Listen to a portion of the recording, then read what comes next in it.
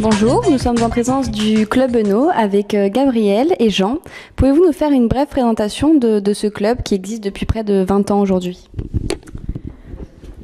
Donc on est une des plus vieilles assos de l'IEPDEX et notre asso permet d'apprendre aux étudiants à déguster du bon vin. Voilà. Ouais, c'est-à-dire que on cherche à organiser des soirées autour de thèmes, c'est-à-dire qu'on va avoir par exemple une soirée Bourgogne, une soirée vin du monde. On va faire appel à un caviste, vient présenter chaque vin. Et donc chaque étudiant a l'occasion non seulement de découvrir le vin, aussi de donner ses propres impressions à l'ensemble de l'assemblée. Et on organise ça dans des restaurants ou dans une cave, la cave des Oblats à côté du cours Mirabeau, mais qui est en rénovation en ce moment. Et donc voilà, et au début de l'année, on a fait appel aussi à un représentant de vin qui lui initie vraiment aux pratiques de la dégustation. Donc ça va de comment tenir le verre à comment, il y a les 3 étapes, hein, le sentir, voir et observer le vin, le sentir et le goûter, quoi. On fait aussi des soirées moins traditionnelles, donc ça c'est des soirées pas mensuelles, mais on essaie d'en faire au moins 3 à 4 par semestre. Et sinon on fait aussi des soirées plus exceptionnelles, on va dire, et qui sont aussi institutionnalisées. Oui, et en fait, l'avantage de notre association par ailleurs, c'est que c'est ouvert à tous les étudiants de l'IEP toutes les années, et c'est peut-être une des seules assos qui mêle tous les étudiants de la première année à la 5e année, et également les étudiants internationaux.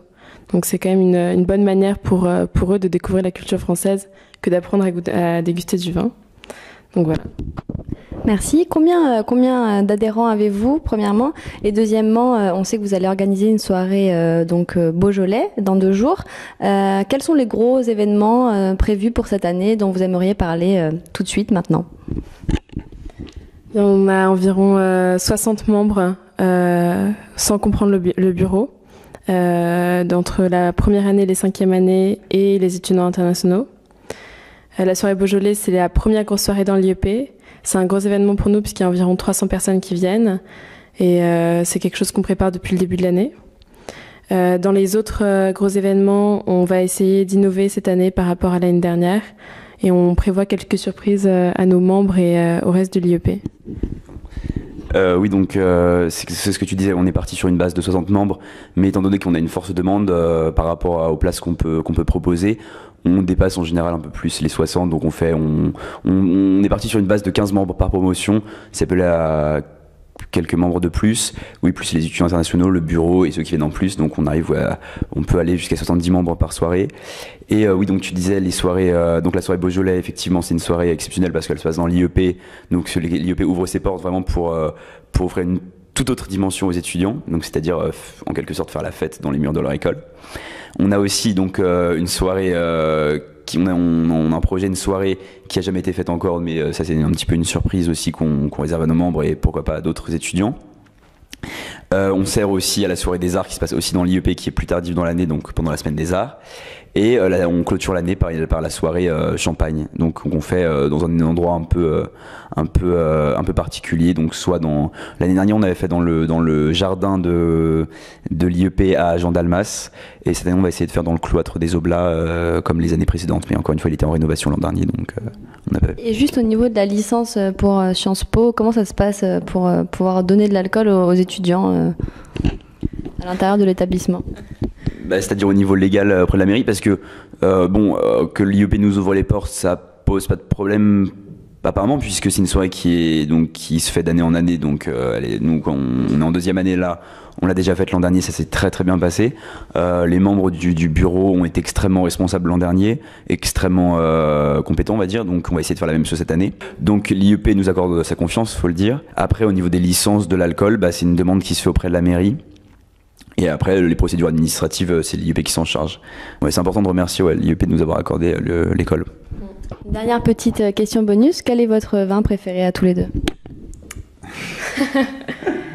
Moi, c'est l'Abbé-Corse ZD Margaux 2008. Alors là, j'aurais du mal à répondre à cette question parce que c'est vrai qu'on goûte un peu à chaque soir des très bons vins, donc un peu à chaque soir on se dit c'est le meilleur vin que j'ai goûté ce soir.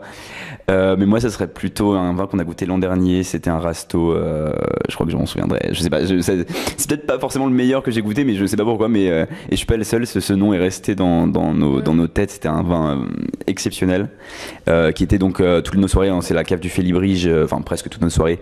Quand c'est pas des bureaux interprofessionnels de vins qui viennent proposer leur vin, c'est la cave du Félibrige rue des Cordeliers. C'est le caviste qui nous aide, il connaît nos moyens, il connaît ce qu'on fait. Le caviste vient nous présenter les vins, ça se passe très bien, on entretient une très bonne relation avec la cave du Félibrige.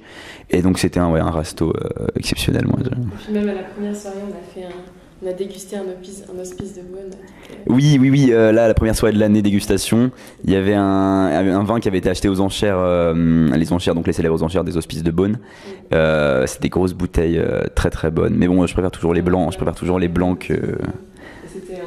Toi, tu préfères les rouges? Moi, je préfère les blancs que les rouges. Mais... Après, ça devient un peu...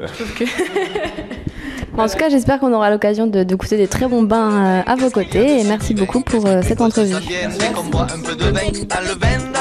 Je vois clair comme de vin. Tous ceux qui boivent du vin sont des gens bien. Dans le vin, qu'est-ce qu'il y a de si divin? Qu'est-ce qui fait qu'on se sent bien dès qu'on boit un peu de vin? Dans le vin.